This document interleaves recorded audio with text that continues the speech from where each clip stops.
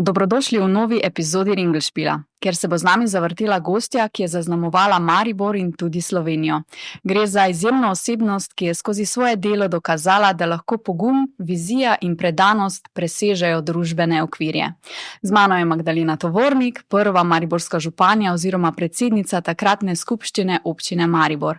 Njena kariera se razteza od šolstva in politike do diplomacije, pri čemer je povsod pustila neizbrisen pečat. Gospa Tovornik, dobrodošli. Dobrodošli, ste me kar malo zmedili za to napovedje. Ringelspiel. Zavrtite se z Jasmino Cehnar v večerovem podcastu.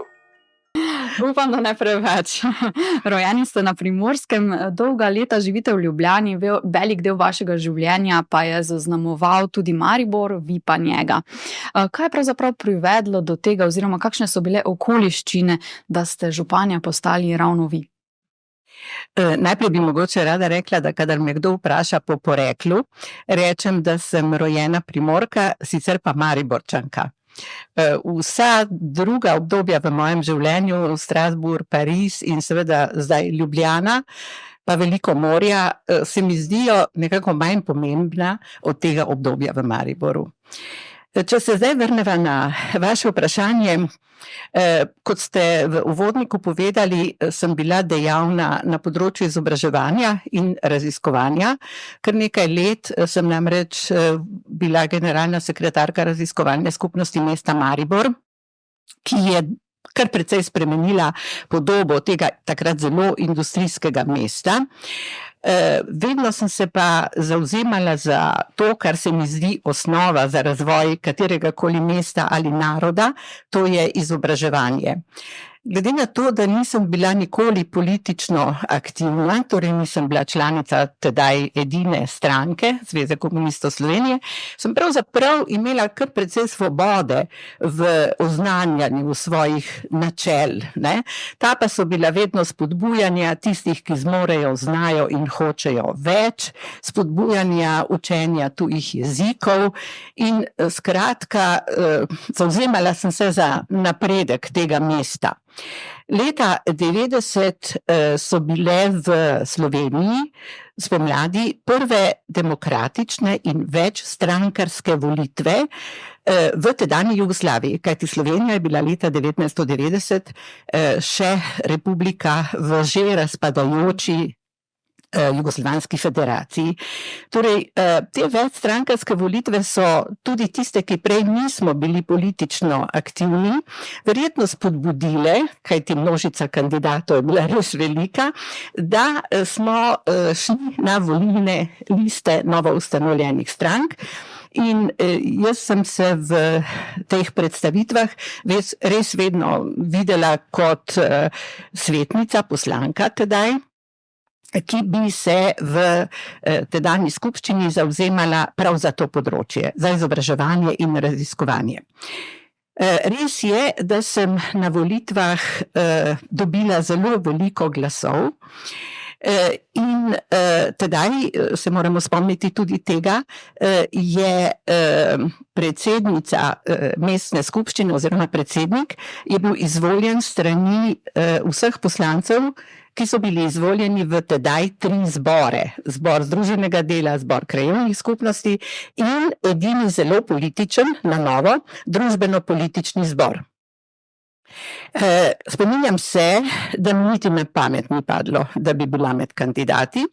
Najprej sta bila kandidata vaš kolega, novinar Jože Jagodnik, ki je bil res izjemno prepoznavno ime Maribora, potem odvetnik Dušan Seničar, ki je bil prav tako maskota za Zlato lisico, in poslanec iz Ruš, gospod Lešnik, ki pa je pravzaprav kar hitro si premislil, tako da sta ostala samo ta 2 kandidata, vendar nihče od njiju ni dobil potrebno večino glasov, torej več kot polovico, na kar so nagovorili mene, da se vmešam in ker bomo 3, bi potem tisti, ki bi prišel z menoj v drugi krog, potem pri naslednjih volitvah bil izvoljen. Jaz sem na to pristala, prepričana, da bom tako pomagala k izvolitvi predsednika. Gospod Jože Jagodnik je zadnji hip odstopil in tako, da smo pravzaprav vsi videli že gospoda Senčarja kot novega mariborskega predsednika skupščine. Volitve so bile tajne in rezultat je pokazal, da sem izvoljena jaz. Bom rekla na splošno, pa najbolj na moje presenečenje. To se sliši kot manjša diverzija. Tako, bilo je kar dramatično, moram reči. Zlasti potem, ko sem v miru pila kavo in je predsednik volilne komisije rekel, predlagam, da si pripravite govor. Nekaj ni potrebno, rekel še kako. In tako je tudi bilo. Kot prva županja ste sokreirali mesto v prvih letih novo ustanovljene države. Se je od takrat Maribor razvil, kot ste pričakovali in si želeli? Veste, pričakovanja, sploh pa želje, so bile nekaj povsem drugega. Resnica nas je presenetila že takoj naslednje leto, leta 1991 v maju, ko so se zgodili pekrski dogodki. Temu je potem sledila vojna, ki jo ni nihče pričakoval, še manj pa želel. Tako da to je zelo zaznamovalo prvi del ne samo mojega mandata, ampak vseh, ki smo bili takrat na nekih odgovornih položajih. Potem pa so se zgodile seveda še tudi druge stvari, ki so bile na nek način pričakovane, vendar ne tako hitro. To je recimo socialna podoba mesta se je izjemno spremenila, kajti ta vdor kapitalizma in razpad velike mariborske industrije, Maribor je bil zares močno industrijsko središče in ko so se začele zapirati vrata teh velikih podjetij, je bilo na cesti veliko ljudi, veliko je bilo socialnih problemov in seveda moja naloga se je bila soočiti tudi s tem. A da ne bo samo negativno, svetu žarek v to, rekla, kar temačno in zelo zahtevno obdobje, pa je bila kulturna podoba Maribora. Začelo se je z prihodom gospoda pokojnega žal Tomaža Pandurja v Slovensko narodno gledališče. Ta je potegnil za seboj razvoj opere in kasneje še baleta in tudi ta amaterska kultura, če lahko tako rečem, je dobila nov zagon, tako da imam iz tega obdobja mešane občutke. V bistvu je bilo kar pogumno, da ste takrat komaj 26-letnega Pandurja imenovali za umetniškega vodjo SNG Maribor, ne? To bil nek vaš šesti čut ali kako? Pravzaprav ne. Jaz sem že prej omenila, da sem vedno pozorno spremljala ustvarjalnost mladih. Mimogrede, takrat je imel izvršno oblast, torej tudi proračun, v rokah predsednik izvršnega sveta in ne jaz. Sem si pa izposlovala tako imenovan županin sklad in v tem skladu je bilo nekaj denarja, s katerim smo lahko financirali mlade talente Maribora. Tako da to mi je pomagalo tudi spoznati. In Pandur je izstopal že prej za Tespisovim vozom na prvi gimnaziji in tako naprej.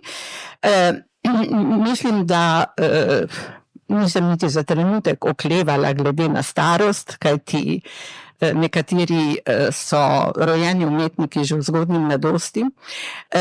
Če lahko omenim še en tak primer, ker sem imela pa veliko več težav z imenovanjem v tedanjih 3 zborih, ne. Moram povedati, da so morali biti vsi odloki in sklepi sprejeti v enakem besedilu in z enakimi pikami in vejicami v vseh 3 zborih, kar ni bilo vedno preprosto. Torej, kar nekaj težav, ampak na koncu z uspešno rešitvijo je bilo z imenovanjem direktorja Narodnega doma, to je bil gospod Rukavina. Tudi on je bil zelo mlad in tudi on je več kot opravil svojo nalogo, pričakovano nalogo, vsaj z moje strani. Zdaj, če se vrnemo na Maribor takrat, pa danes, ne, če bi pred 30 leti videli Maribor, kakršen je danes, kaj bi vas najbolj presenetilo, pa pustiva ob strani zdaj ta tehnološki napredek, mogoče samo stanje kakšnega področja, pa bodi si v dobrem ali pa slabem smislu? Glejte, v tistem času smo mi uporabljali slogan Maribor univerzitetno mesto. Ta je zdaj nekaj časa, ga ne slišim več, ampak mislim, da je razvoj univerze To, kar me ni presenetilo, sem pa tega zelo vesela. Torej, ne samo tehniških disciplin, ampak tudi zlasti medicine, razvoj UKC-ja Maribor in tudi družboslovja v tem mestu. Danes me mogoče prijetno preseneti, čeprav je trajalo zelo veliko časa, da je končno Maribor spoznal, da je reka Drava zelo, zelo pomemben del mesta. Ne tisti, ki ga deli na levi in desni breg, ampak področje, prostor, kjer lahko Mariborčani zares uživajo. Vedno smo stavili samo na zelena pljuča Pohorja, kar je seveda, to ostaja še naprej, ampak se mi zdi, da je ta zdaj urejena prehajalna pot zelo spremenila podobo mesta Maribor. Me pa včasih pridem kar pogosto v Maribor, sem vedno znova presenečena nad tem mirom, ki vlada na nekoč silno živahnih Partizanski in Gospodski ulici. Verjetno je Europark preblizu in se je pač živžal tja naselil in preselil. Čeprav zdaj, ko se je mesto malce prenovilo, preuredilo, se mi zdi, da se vrača. Ja, veliko je tudi gostinske ponudbe. Štajerci, za razliko od Primorcev, mogoče niso bili toliko navajeni živeti zunaj. Na Primorskem smo kavo pili sredi poletja in sredi zime na istih stolih ob obali. V Mariboru pa vem, koliko prahu sem dvignila, ko sem na enem delu Gospodske ulice predlagala, da nek gostinec lahko postavi 2 stola in 2 mizi. Takrat so mi povedali, da oviram peš promet in ne vem kaj še vse. No, zdaj pa vidim, da se Mariborčani veselijo tudi po zimi na prostem.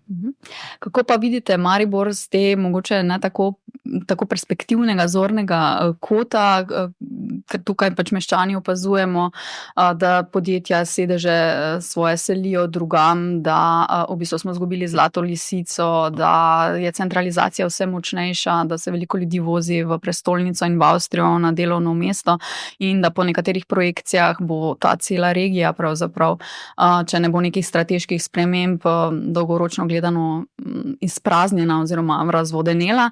Oziroma, kaj bi bilo po vašem potrebno storiti, da bi bil Maribor spet perspektiven? Leta prej sem omenila, da je bil Maribor zelo močno industrijsko središče. To je seveda imelo svoje pozitivne plati, pa tudi negativne. Jaz sem v času svojega mandata veliko hodila v Ljubljano, tudi na ministrstva, ker sem jim skušala dopovedati, da je mesto Maribor doživelo najbolj kruto spremembo v tej tranziciji politični in ekonomski in da je treba Mariboru pomagati na nek način. Zdaj, kaj je razlog, da se to dogaja počasi in da se tudi neke pozitivne spremembe izginjajo, bom rekla. Jaz bi najprej mogoče videla razloge v slovenski infrastrukturi. Nemogoče je, da se iz Ljubljane do Maribora voziš 2 uri in pol po železnici, da stojiš na avtocesti, tako kot v najbolj razvitih evropskih državah. Torej, ta infrastruktura, pomanjkanje infrastrukture je gotovo pripomoglo k temu, da je Maribor daleč, če hočete.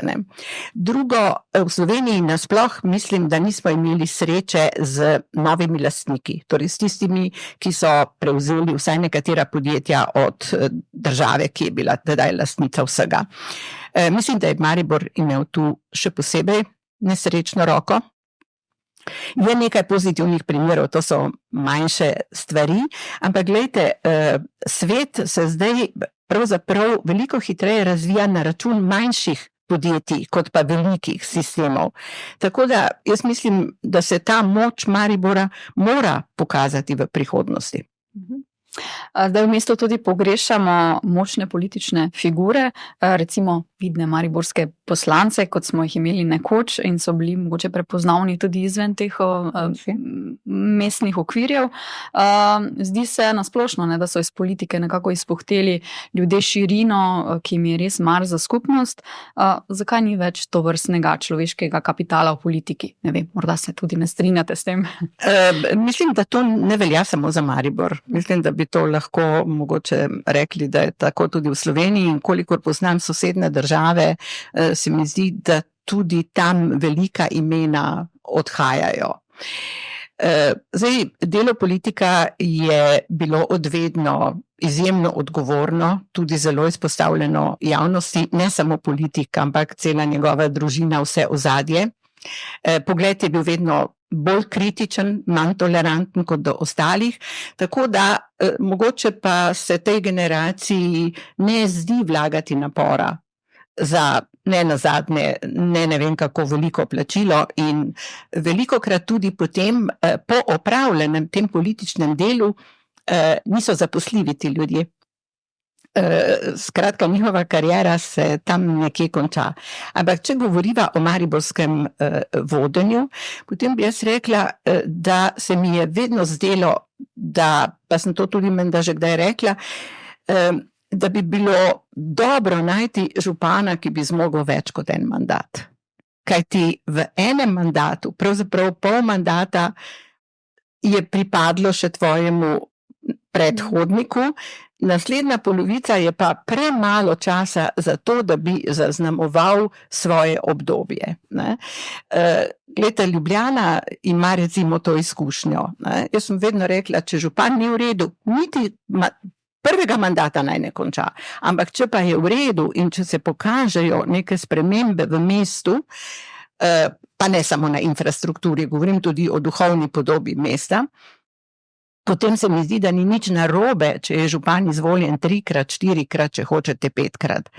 Ko sem bila jaz predsednica skupščine, je bil Maribor pobraten z nekaj mesti. Najmočnejše in najbolj resnično življenjsko pobratene je bilo z mestom Marburg na Lani.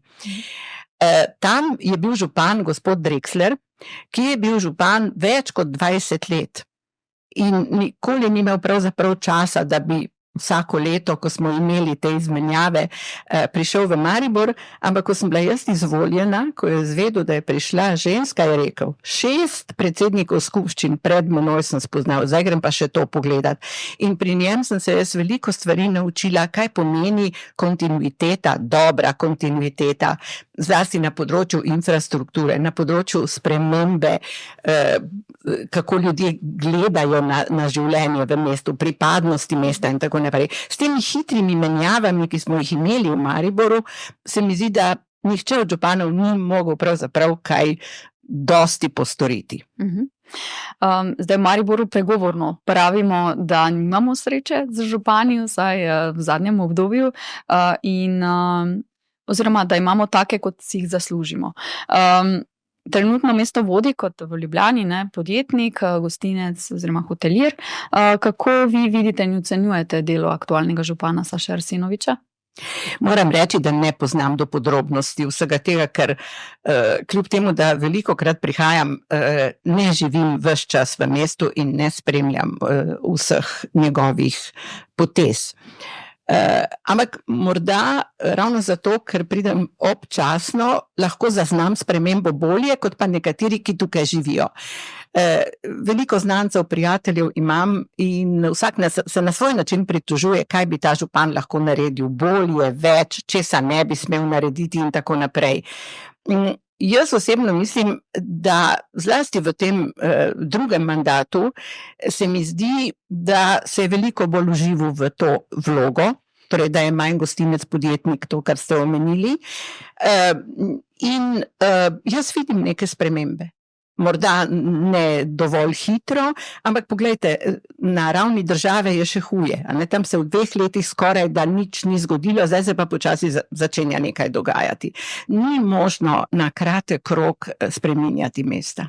Ampak dobro, tu se vidno mesto je spremenilo, ne? Pa ljudje, Mariborčani kljub temu niso zadovoljni, ne? Tudi v vašem obdobju bilo tako, da ste bili vedno pod tarča kritik in Ja, absolutno. kak v naši krvi tudi mogoče. Ne, jaz mislim, da je to kar prav tako. Jaz sem večkrat rekla, da bi me najbolj skrbelo to, če bi me vsi imeli radi. Ker to pomeni, da nisi prepoznaven. Politik mora znati reči da in takrat ni treba nič razlagati, ker vsi razumejo. Kadar pa politik reče ne, mora obrazložiti svoje stališče. Ne enkrat. Ljudem je treba povedati ne vem kolikokrat.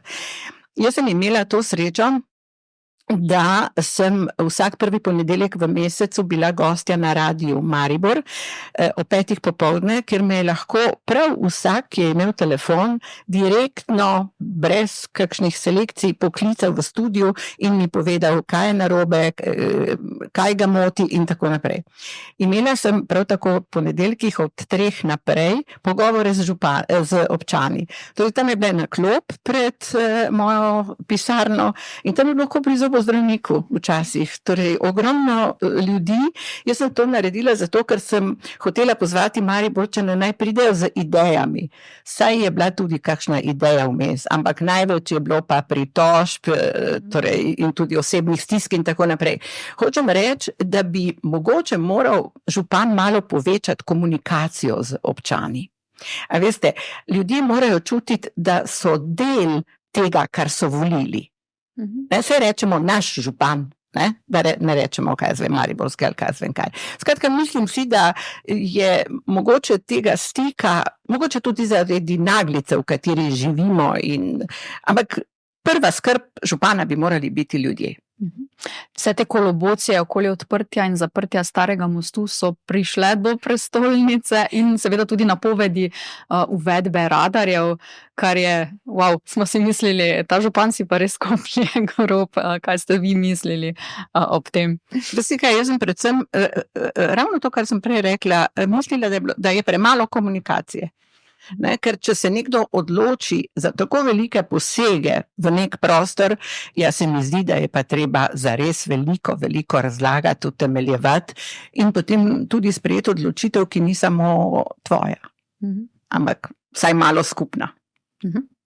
Kako pa je bilo voditi občino v vašem mandatu, ko so bili čisto drugi časi, recimo ni bilo toliko zaposlenih uradnikov na občini, ni bilo računalnikov, tudi niste bili nazadnje tako neposredno na očeh javnosti, kot so mogoče politični vodje danes? Z eno besedo komplicirano. Komplicirano je bilo že zaradi tega, ker je bilo 3x po 37 poslancev, ker je bil izvršni svet, ki je imel svoje predloge, jaz pa sem bila na strani skupščine. Mi smo bili tisti, ki smo rekli da ali ne. Tako da potrebno je bilo veliko usklajevanja. In to je na nek način dobro, kajti stranke, ki so nastale tik pred volitvami, nekatere leta 90, niso kaj dosti vedele o tem, kakšno je strankarsko življenje. In vsi zaposleni so bili pravzaprav tudi iz prejšnjih časov, če lahko tako rečem. Ampak jaz se spominjam, da ena prvih stvari, ki smo jih naredili, je to, da smo iz vseh vrat v stavbi skupščine mesta, ki stoji še danes, odstranili napis vstop prepovedan. To je recimo neka taka malenkost, ki jo ljudje niti niso opazili, se jim je zdelo logično, da ne morejo kar na vsa vrata trkati. Ampak to, da pa nekje piše, da je občanom prepovedan vstop, to se mi je zdela kršitev človekovih pravic. Potem vem, da sem sklicala vse tiste zaposlene, ki so imele stik, govorim v ženski obliki, ker je bilo največ žensk, ki so imeli stik z občani, to so pravzaprav vsa dovoljenja, vsi podatki in tako naprej. In sem jim povedala, da so plačane za 2 stvari. Prvič za vljudnost, nasmeh, pozdrav, in drugič za opravljeno delo. Za nekatere je bilo to kar malo presenečeno, ker kaj pa me briga ta vljudnost. Jaz sem tukaj zato, da to naredim in tako naprej. Skratka, jaz sem takrat skušala imeti bolj osebni pristop do vsega skupaj. No. Mene nikoli ni fasciniralo to, da sem imela neko funkcijo, ampak če me je kaj fasciniralo, me je to, da sem bila da so me vabili na dogodke, kjer so se neke stvari dogajale. Zdaj pa na katerem koli področju. Pa sem odpirala prvo trgovino v Mariboru, pa tovarno gospoda Ajleca, skratka, nešteto kulturnih dogodkov. To se mi zdi, da je bilo najbolj pravzaprav pomemben del. To, da pa nisem bila na očeh javnosti, pa ne bi rekla. Jaz mislim, da je bilo kar veliko tega. Takrat je bila znana naša kolegica Breda Čepe, ki je zjutraj že ob 7 do 8 klicala, včasih še domov, včasih sem bila na poti v službo, včasih sem bila že v službi in povpraševala, kaj bomo delali tistega dne. Torej, meni se je zdelo to odlično, moram reči. Kako pa ste takrat dosegali politični konsens? Rekli ste, da je bilo seveda težko, s katerim je tudi danes v občini Maribor še posebej težko. Pogovori. Torej, jaz sem kar hitro ugotovila, da smo vsak iz svojega konca, nenazadnje vsak od teh zborov je imel svojega predsednika, potem je bil tukaj izvršni svet, ki ga je vodil gospod Anton Rous, pa tudi njegovi člani izvršnega sveta, in uvedla sem kolegije, ki smo jih imeli zelo pogosto, vsakokrat in zelo naporne pa pred sklicom seje skupščine. Kajti, verjetno si predstavljate, kako bi bilo, če bi se 3x po 37 ljudi tam prerekalo, ne? Tako da smo poskušali neke stvari uskladiti že prej. Rekla bom, to je diplomacija na lokalni ravni. Ki vam je seveda kasneje tudi uspela, ne? Mogoče so v vseh teh letih, kateri od mariborskih županov v bistvu potem poklicali za kak nasvet? Ne.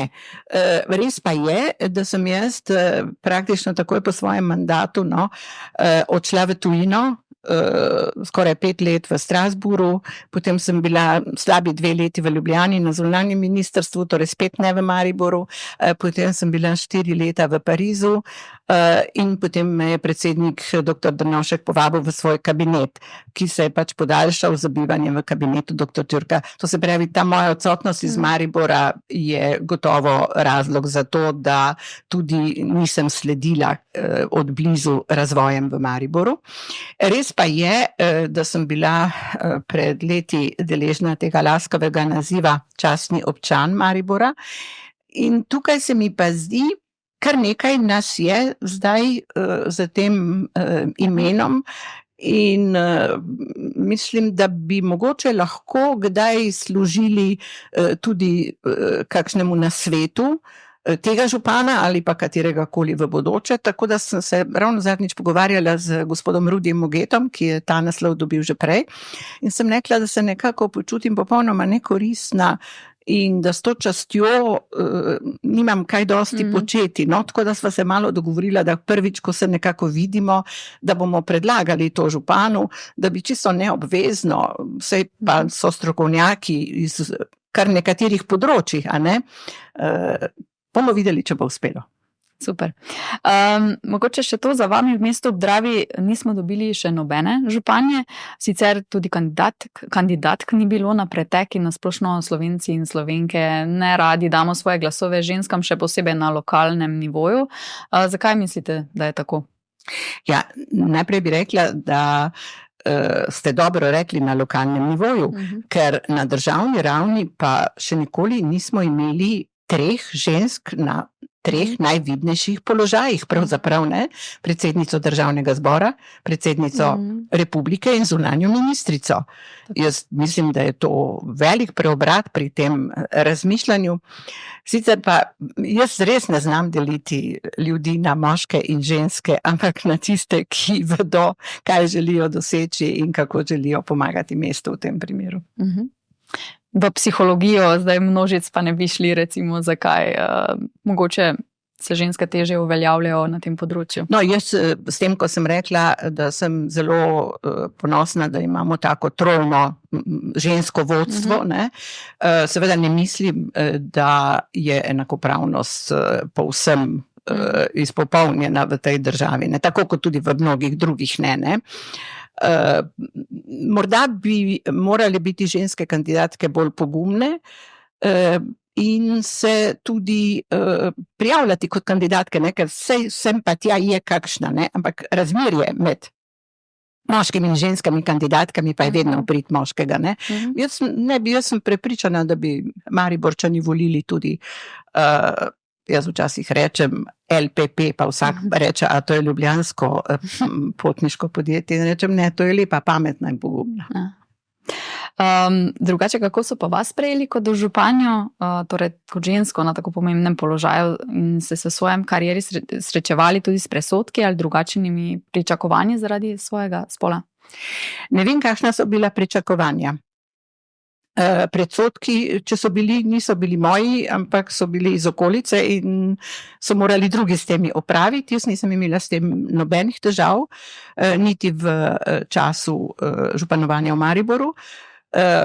Včasih si celo mislim, pa ne samo jaz, so še ljudje, ki so mi to včasih tudi namignili, da je zlasti, ko je šlo za vojno v Mariboru in za generala Deliča, ki je bil tukaj zelo pomembna vojaška osebnost, poslana iz Beograda z natančno določenimi navodili, da je mogoče takrat bila celo majhna prednost, da ni imel moškega petelina ob sebi, če lahko tako rečem. Jaz nisem bila kokoška, to zagotovo ne. Verjamem. Mogoče, kako pa se spominjate tega obdobja osamosvajanja Slovenije in pekrskih dogodkov? Ja, to so pa stvari, ki ne bodo nikoli pozabljene, hvala Bogu, tudi ne v državi Sloveniji, kot veste, vsako leto znova obeležimo obletnico pekrskih dogodkov. Prišlo je vse zelo nenadoma, ohranili smo mirno kri, trezno glavo, in zato se je tudi vse dobro končalo. Če karikiram, morda župan Franc Kangler nam je zapustil Rondo, Fištravec, eno fantomsko tovarno baterij, Arsenovič pa recimo Brv, čeprav še ni pač zaključil mandatov. Kaj pa ste mesto zapustili vi? Prenovljeno SNG. Jaz se spomnim, da sem bila večkrat povabljena na gradbišče samo, ne. To si je danes zelo težko predstavljati, kako težko je bilo takrat kaj narediti tehnično popolno, kar pač gledališče, balet in opera zahtevata. Jaz sem imela tudi nekaj podedovanih otvoritev, če lahko tako rečem. Pred letom 90 so bili povsod po Sloveniji, zlasti v Mariboru, pa je bilo to zelo dobro razvito, tako imenovani samoprispevki. Ljudje so prispevali določen odstotek iz svojega osebnega dohodka, in ta denar je bil naprej seveda namenjen. Vedelo se je, kaj se bo iz tega gradilo, tako da po letu 90 tega ni več, ampak zlasti ta zadnji samoprispevek je bil v veliki meri namenjen bolnišnici oziroma delom bolnišnice sedanjega UKC, tako da vem, da sem kar nekaj trakove rezala tudi v imenu Mariborčanov, ki so seveda zaslužni za to, da je postavila se nova ginekologija, otroška oddelek, tako naprej. Veliko tega je bilo. Vaša zapuščina pa je tudi nekako učenje tujega jezika, ne, že v vrtcu, projekt Mladi za napredek Maribora. Na to ste verjetno kar ponosni, ne? Ponosna sem predvsem na to, da to še traja. To je seveda ta moja povezava z raziskovalno skupnostjo mesta Maribor, kar pa zadeva zgodnje učenje tujih jezikov. Zato sem pa kriva po moje kar jaz, ker vse življenje skoraj živim ob nekih mejah, ne. Prva me je zaznamovala italijansko-slovenska, tako da to se mi je vedno zdelo, da resnično, kolikor jezikov znaš, toliko veljaš, in da smo Slovenci nadarjeni za to, mi lahko izgovorimo vse glasove, črke, to, kar nekateri narodi mogoče niti ne morejo. Poleg tega nimamo nekega naglasa, ki bi nas zelo, zelo opredelil. Tako da država je rabila veliko let, 10-15 let, da se je to zgodilo, ampak to je en tak majhen obliž na moje rane, ki jih je povzročilo ta počasna možnost uvajanja tega, ne. Sem pa tudi zelo ponosna, da smo takrat ugotovili, da če hočemo mlade naučiti dobro govoriti tuje jezike, moramo imeti za to usposobljene profesorje. In mi smo imeli profesorje, ki ne po svoji krivdi, ampak tako je bilo takrat življenje, niso nikoli bili v državi, katere jezik so učili 30 let, recimo. Ne? No, in ena prvih teh mojih potez je bila to, da so učitelji najprej na osnovni šoli, potem pa še na gimnaziji, ki so učili nemščino, odšli na izpopolnjevanje v Marburg, pri čemer mi je finančno zelo pomagal že omenjeni nadžupan Marburga, gospod Rexler. Tisti, ki so učili angleščino, so odšli v York in tisti, ki so učili francoščino, v Lyon. Jaz sem imela z vsemi temi mesti povezave z župani in takrat smo naredili tripartitno financiranje. 1/3 je dala občina, 1/3 je dala šola, ki mora biti zainteresirana za to, in 1/3 so prispevali učitelji v obrokih, ker morajo biti tudi sami zainteresirani za izpopolnjevanje.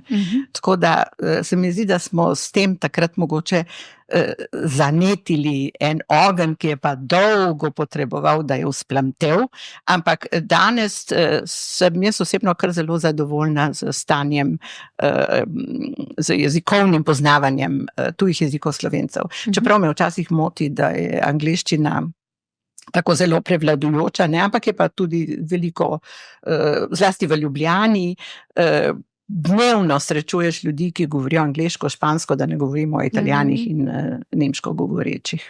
Kako pa se je zgodil ta preskok za vas iz lokalne politike v diplomacijo, kjer ste bili, kot ste že načeli, našteli prej, predstavnica Slovenije pri Svetu Evrope, državna sekretarka na Ministrstvu za zunanje zadeve in vodja urada za Slovence v zamejstvu in po svetu, veleposlanica v Parizu, nato pa svetovalka pri omenjenih predsednikih. Naravno se je to zgodilo. Jaz v življenju nisem nikoli stala v vrsti za kakšno funkcijo. Torej, povedala sem že, kako sem postala predsednica Mariborske skupščine, ne da bi sploh uradno takrat kandidirala na začetku. Potem tudi ta ideja, da bi šla za veleposlanico pri Svetu Evrope, je prišla iz kabineta predsednika vlade, dr. Drnovška. Jaz sem bila takrat, ko me je njegova tajnica o tem obvestila, vabljena na en kongres ravno o vlogi žensk v novo nastalih demokratičnih državah, torej vzhodne Evrope. Predsednica Irske je bila Mary Robinson, to je bila imenitna gospa, ki je tudi kasneje imela odlično kariero. Ona me je povabila na to konferenco in imela sem svoj prispevek na to temo, in ko sem se vrnila pozno zvečer v sobo, sem dobila pač ta telefonski poziv. V Svet Evrope sem pa jaz odšla že septembra leta 90. To se pravi kar kmalu po izvolitvi in v času, ko Slovenija še ni bila samostojna država. Kriv za to je dr. Janez Drnovšek, ki je bil predsednik predsedstva leta 1989 in je v tisti svoji vlogi Jugoslavijo pripeljal v Svet Evrope z statusom posebnega gosta. To je prvi status, ki ga država doživi, predno vstopi v redno članstvo. No, in ker je imela Jugoslavija status posebnega gosta, so tudi predstavniki občin in mest Jugoslavije imeli vstop do Sveta Evrope. To je dolga zgodba, kako sem jaz v to delegacijo prišla, in še daljša je tista, kjer se je ena imenitna gospa Beograjčanka odločila, da bo namesto jugoslovanske zastave tam stala kar slovenska. In sva midve to kar leta 1991 naredili.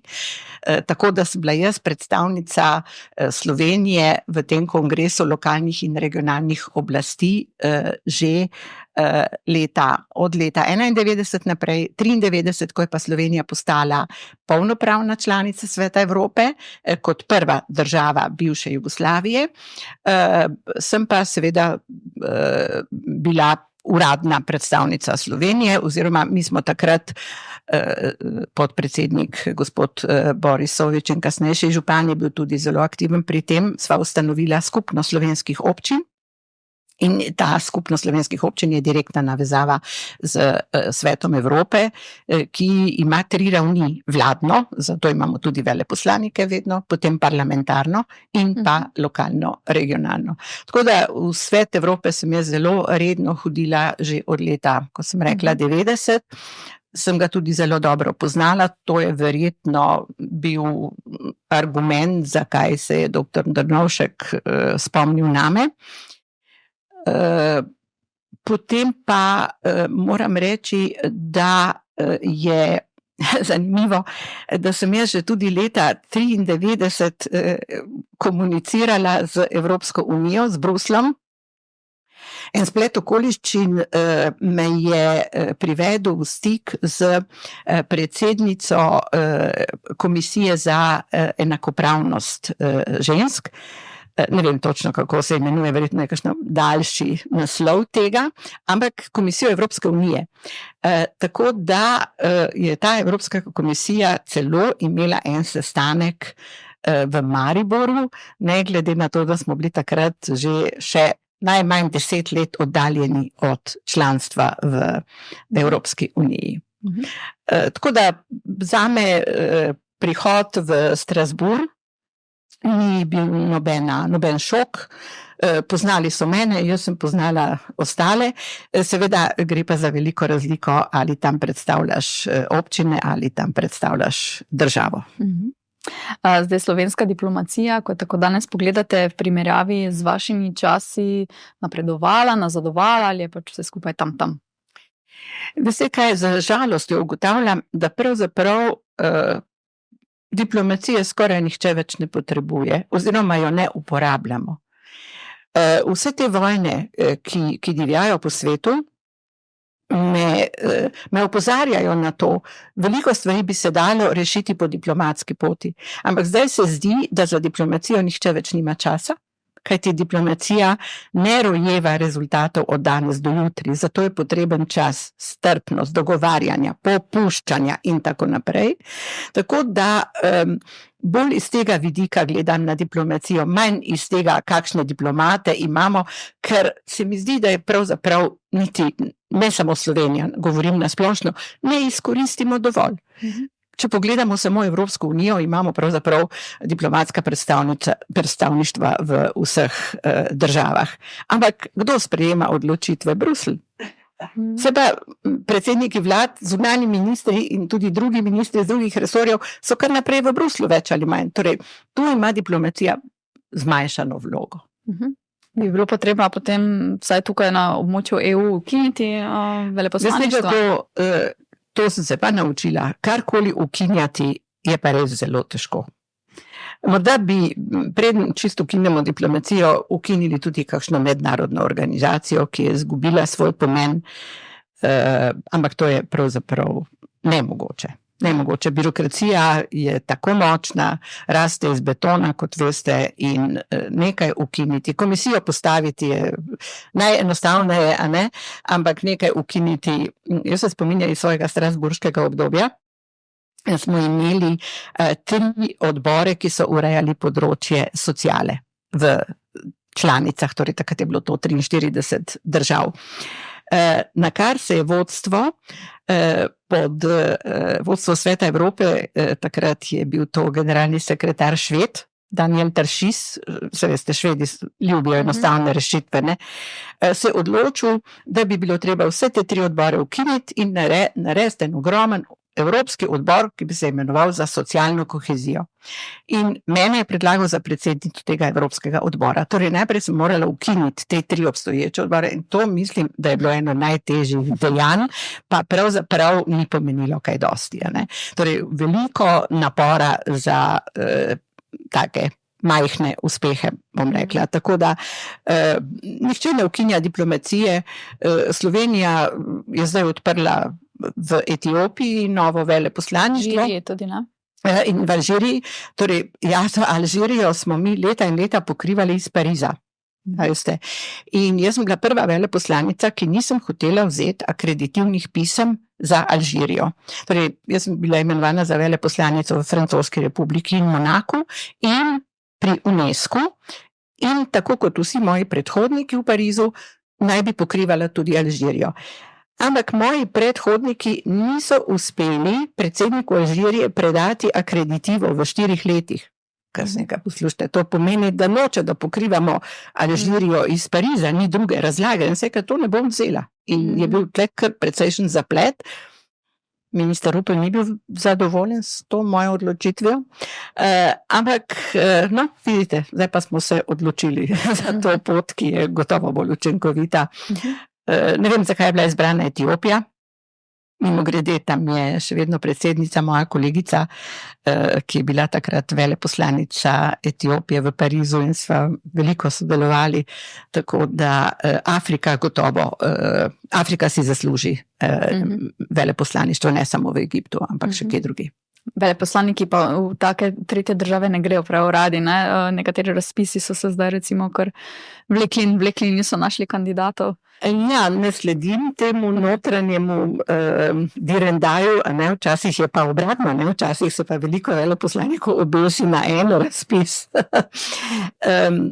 Veste, vsako mesto veleposlaništva ima svoje prednosti in svoje slabe lastnosti, ne. Mnogi mislijo, da recimo zlasti za Pariz, vem, koliko ljudi mi je zavidalo ta Pariz, pa sem včasih, ko me kdo vprašal, kakšno je vreme v Parizu, 5 popoldne rekla, da ne vem. Skratka, se mi zdi, da tudi v kakšni manjši državi, ki pa mora biti za Slovenijo zanimiva, kajti drugače ni upravičeno imeti veleposlaništva, torej tam si lahko bolj uspešen, verjetno imaš več možnosti za delovanje, lahko bolj opozoriš na državo, ki jo predstavljaš.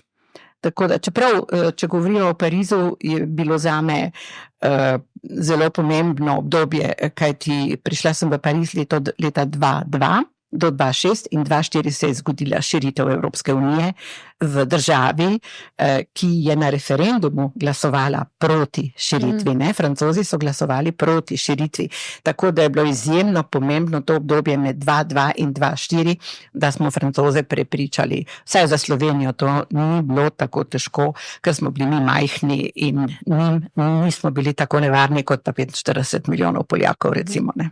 Čisto za sekundico bi se vrnila še nazaj, rekli ste, da bi bilo treba ukiniti ene od teh mednarodnih organizacij, katero ste imeli v mislih? Združene narode ali vsega? Ne, nad Združenimi narodi sem zelo razočarana, ker se mi zdi, da so popolnoma izgubili vlogo, zaradi katere so bili ustanovljeni.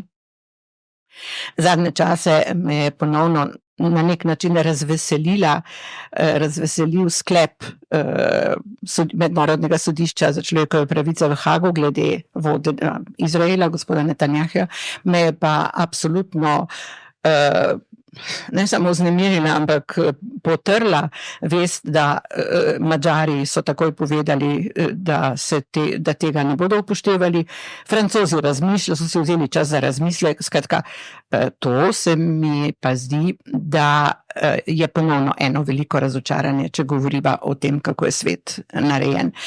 Mislila sem bolj na te organizacije, ne vem, imamo Svet Evrope, imamo Organizacijo za varnost in sodelovanje in še nekaj takih. Mogoče bi se to dalo kaj združiti, to so organizacije, ki so opravile pionirsko vlogo na področju demokracije, vladavine prava, spoštovanja človekovih pravic, ampak zdaj smo tako rekoč tu v Evropi, ker Svet Evrope ima pač samo Evropo, Japonska, Kanada in ZDA in pa Vatikan ima status opazovalcem, pa drugače so to evropske države, a ne? In te se mi zdi so opravile to nalogo, ne? In moj slogan, ko sem bila v Strasbourgu, je bil, takrat je bil cilj že Bruselj, a ne? In sem vedno rekla, v Bruselj samo skozi Strasbourg, ne? In tako, torej večina teh držav je zdaj že na poti v Bruselj iz Strasbourga, ne?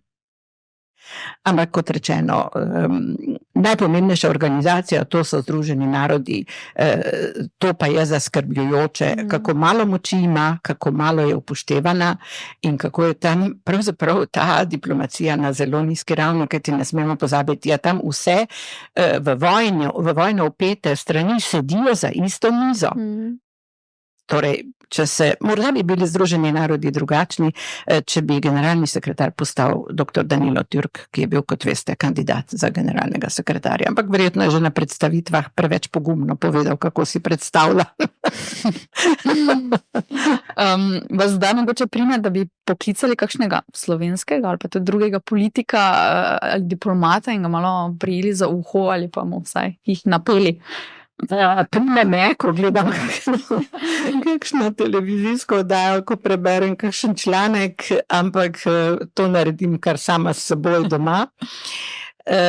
Nekaterim zamerim to, da najprej skočijo, potem pa rečejo hop.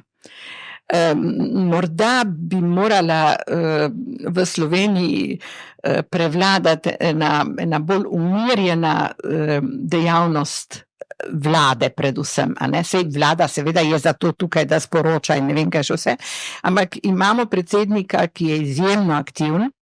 Jaz moram reči, da sem med tistimi, ki zaupamo v to vlado in želimo 2 mandata, ker kot sem prej povedala, tudi na ravni države se ne da spremeniti stvari v kratkem obdobju. Imamo neka ministrstva, ki zelo aktivno seznanjajo volivce, kaj počnejo in tudi veliko počnejo. Imamo pa nekatere ministrstva, ki ne dajo nič od sebe, vsaj javno ne. Tako da ja, seveda me prime večkrat. Tudi pri kakšnih drugih oddajah, kadar slišim kakšna potvarjanja resnice, tudi zlasti za zgodovino. A zakaj se sami niste nikoli odločili kandidirati še enkrat za županjo ali pa za kakšno drugo vidnejšo politično funkcijo, kar nagovarjali seveda so vas? Zakaj se nisem odločila za ponovno kandidiranje po izteku prvega mandata, je zelo jasno. Glejte, v prejšnji državi je bila peščica ljudi ves čas na nekih položajih in so samo krožili. In sem hotela v kali zatreti to, da zdaj bomo pa eni in isti ponavljali isto. Tako da meni je bilo absolutno že od vsega začetka jasno, 4 leta, potem pa naprej. Vmes ta 4 leta, o tem nismo nič rekli, smo porabili zelo dosti za to, da smo spremenili tudi lokalno samoupravo. Veste, Maribor je imel eno veliko srečo že pred letom 90, torej tik pred letom 90 so Mariborčani modro na referendumu opustili 6 mariborskih občin plus mesto. Tako da so bile leta 90 volitve v eno samo občino.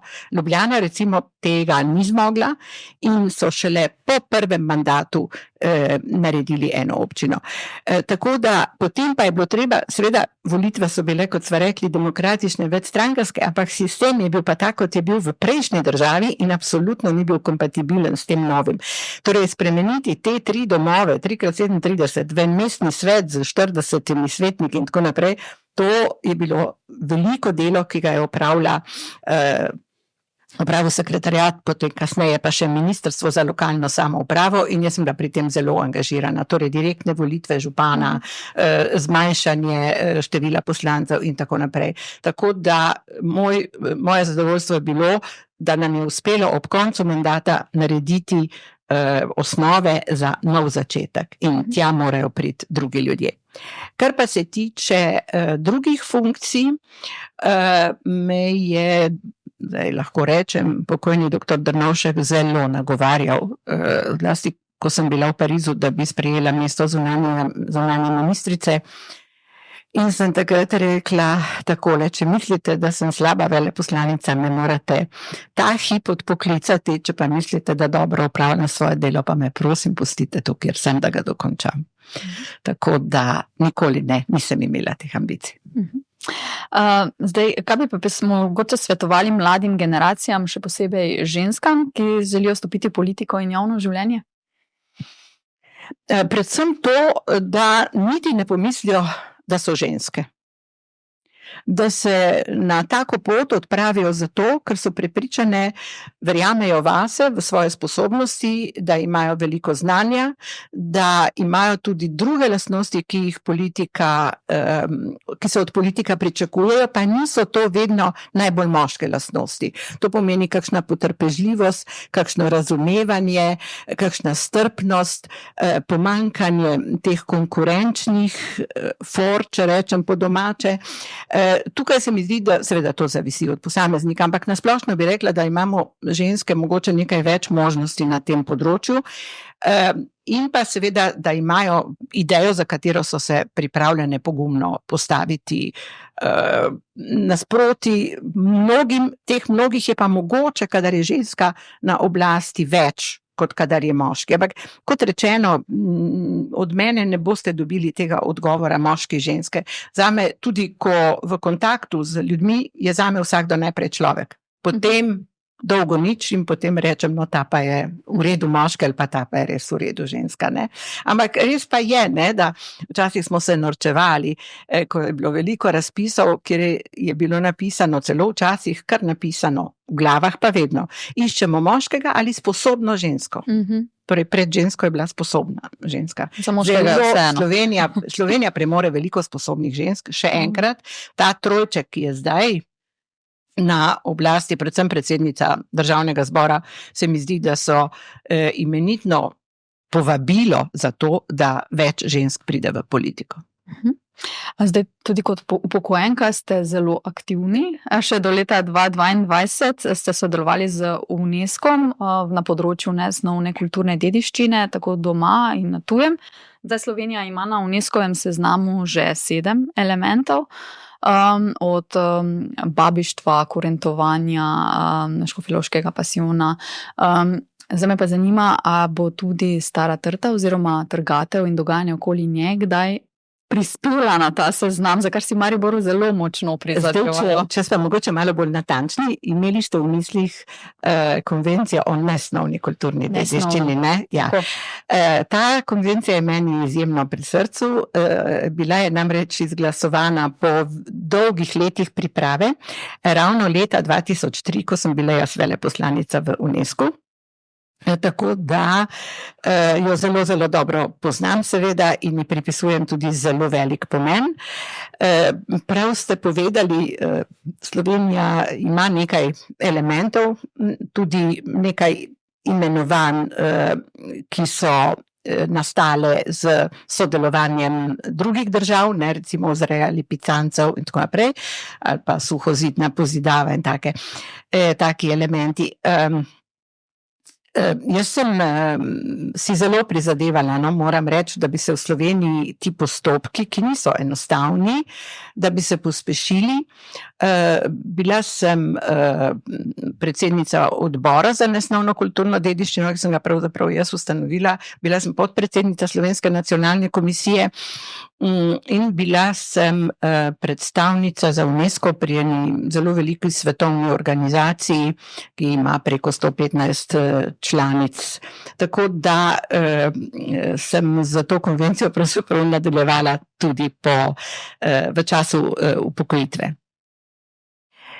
Zdaj, tudi ko ste naštevali, ste bili nekoliko površni, ampak to razumem, ker nimava ne vem koliko časa, ne, ste rekli kurentovanje in tako naprej, ne. Ne gre za te elemente, gre za obrede, ki so vezani na te elemente, ne. Ni kurent na listi, ampak so obhodi kurentov po Dravskem polju, a ne. In zdaj sva pri Stari trti, ne. Sama Stara trta nima nobene možnosti, da bi se uvrstila na to listo. Stara trta je doživela Guinnessov rekord, a ne. S tem postopkom smo mi takrat začeli v 90-ih letih in to je seveda izjemno velik uspeh in zato jo tudi lahko imenujemo najstarejša trta na svetu. Ni pa to element in kdor je poskusil, je za manj vlagal svoj trud, ampak je premalo poznal konvencijo o nesnovni kulturni dediščini, a ne? Stara trta bi imela absolutno zelo veliko možnosti za vpis, najprej v register doma, a ne, ker to je prvi korak, da se nek element vpiše v register slovenske nesnovne kulturne dediščine, potem pa od tam lahko potem naredi korak naprej. Torej, Stara trta bi imela velike možnosti, če bi šlo za trgatev Stare trte, ki bi se opravljala, ne vem, recimo temu 50-100 let nazaj in tako naprej, ne. Obred, ki je vezan na Staro trto, je tisto, kar bi lahko postalo element nesnovne kulturne dediščine. Ne? Nikoli ni prepozno, a ne? Oziroma začeti je treba vedno prav. Tako da smo mi že čisto na začetku mojega mandata, ko smo se takrat je bil gospod magister Zafošnik, prvi mestni viničar, ki je prišel mene kar kmalu po izvolitvi opozoriti na to, da na Lentu ta trta raste in na njo pazijo Romi, ki so stanovali v bližini. No, in ko sva se midva dogovarjala in naredila prvi protokol, kako naj bo ta trgatev videti, je že takrat postalo zelo pomembno, da je to narejeno tako, da bo izvedljivo tudi kasneje. In jaz z veseljem ugotavljam, da je po tolikih letih, mislim, da je bila letos 32 ali 33, nekaj več, ja, trgatev je še vedno isti protokol. Brači iz Malečnika, prvi grozd županu, vsi nastop folklorne skupine. Skratka, ta scenarij, če boste gledali nazaj, se ni spreminjal, ampak je premlad za to, da bi lahko to zdaj postal element nesnovne kulturne dediščine. Torej, malo še moramo počakati, tudi da bo na državni seznam lahko prišel, ker tudi tam že ta proces stoji nekaj časa. Ja, seveda, čas dela za nas. Okay. 39. trgatev, mislim, da je že bila, tako da bo nas čim prej. Sem se spomnila. Kaj pa pravzaprav počnete danes, zdaj, ko ste izpregli tudi z UNESCO, gotovo ste še zelo aktivni? Pravzaprav družbeno nisem aktivna. Mogoče k temu nekoliko pripomore tudi to, da živim v Ljubljani, verjetno bi bilo v Mariboru malo drugače. Ampak ves čas sem nekako si želela, da bi v življenju prišlo eno obdobje, ko bi lahko potovala. Mene je ta svet vedno zelo, zelo zanimal. Res, da sem imela veliko službenih poti, ampak to je ponavadi letališče, konferenčna dvorana, hotel in letališče in domov. Tako da prava potovanja so prišla na vrsto po letu 2010 in tudi letošnje leto torej konec lanskega leta sem z veseljem odkrivala Japonsko. Letos eno potovanje, ki sem si ga vedno želela, to je bila ta Srednja Amerika, country blues prostor od New Orleansa proti Nashvillu in tja gor. Potem pa Kitajska, to je bilo zadnje potovanje, ki je bilo pa pravo presenečenje. Torej, o Kitajski smo veliko brali in jaz sem bila prepričana, da sicer obstaja nek napredek od vseh tistih knjig, ki sem jih prebrala, ampak kaj takega si pa jaz nisem predstavljala. No. Tako da potujem veliko, smučam še vedno in pa 4 mesece preživim na morju. Odlično. Glede na to, da veliko potujete in imate stike tudi po vsem svetu, kako primerjate stanje duha v Sloveniji, če ga primerjate s tistim v tujini? Torej, morda odideš z velikimi pričakovanji, kaj vse boš doživel, koliko boljšega boš doživel in ko se vrneš, si zelo vesel, da živiš v Sloveniji. To je bilo pravilo, ne glede na to, koliko lepot sem videla. Pri ljudeh pa navadno rečem, da je pravzaprav vse posod enako, kadar so žalostni jočejo in kadar se veseli se smejijo. Me pa zelo žalosti, da v mnogih državah se ljudje več ne smejijo. Ne? Kje ste to opazili? To sem opazila pri nekaterih ljudeh, torej jaz grem rada tudi do domorodcev, recimo, ne, in v Južni Ameriki recimo je kar nekaj takih držav, kjer se, ponavadi govorimo samo o Braziliji in o pragozdu, ki se umika, ne, ampak je tudi v drugih južnoameriških državah je veliko, rekla temu, staroselcev, ki imajo velike težave, torej njihova kultura izginja, gotovo, ampak je pa ta pritisk na vstop v modern današnji svet tako hud, da verjetno zato marsikaj izginja smeh na obrazu. Koliko časa še imate za Maribor? Prej ste omenili, da ga še obiskujete. Veste kako, glede na to, da sem navajena razdalj, a ne. Jaz sem recimo v Franciji v tistih 4 letih sem imela okrog 70 predstavitev Slovenije, ne, ker kot sva prej rekli, je bilo treba ti 2 leti izkoristiti za pozitiven rezultat ob vstopu v Evropsko unijo. In vsa ta francoska mesta, mislim, da sem imela v Parizu 3-4 konference, vse druge so bile po različnih mestih. In tam sem se naučila, da je razdalja Ljubljana-Maribor pravzaprav mačji kašelj. Tako da meni ni noben problem priti na kavo v Maribor s kom, priti na kosilo, priti na kakšno predstavo. Zame ta razdalja praktično ne obstaja, moram reči. Tako da še prihajate, ne? Ja, seveda. Vaša življenjska zgodba je zelo razgibana, od učenja kemije do svetovne diplomacije. Kje pa ste se najbolj počutili doma? Zdaj bi človek tako rekel po tem stavku korenin sa svojih spomni, a ne. Jaz še vedno razmišljam kot naravoslovka. To se pravi kemija, fizika, matematika, to je meni olajšalo delo na vseh položajih, na katerih sem bila. Ta način razmišljanja, včasih se je došalil, pa je rekel, da imam periodni sistem v glavi, ne, ker so stvari po vertikali, po horizontali, po diagonali, pa same ven padejo, ne. Ampak jaz sem, ne glede na to, da v gimnaziji dolgo nisem vedela, kaj naj grem študirati, ker me je tako privlačilo družboslovje kot tudi naravoslovje, sem zelo hvaležna sama sebi za to odločitev. Torej, to razmišljanje je še vedno v meni, ne glede na to, kaj počnem. In verjemite, tudi v diplomaciji pomaga. Skratka, neke jasne misli in neko sklepanje in pa predvsem ena resnica, ki se jo ljudje mogoče premalo zavedajo, ne. Mislijo, da zakoni narave veljajo samo v naravi. Pozabljajo, da veljajo tudi v družbi, tudi med ljudmi, ker tudi mi smo del te narave, ne. In kadar to uporabiš, je veliko bolj preprosto in tudi deluje.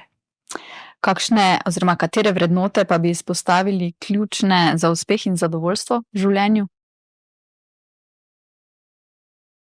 Ja, najprej te osebne kvalitete, to se pravi znanje, predvsem uporabno znanje, bom rekla, ker ljudje imajo dostikrat veliko teoretičnega znanja in jih to včasih celo obremenjuje, ker je preveč tega balasta. To se pravi en realističen pogled na stvari, poštenost, brez tega ni nič, in tudi pogum.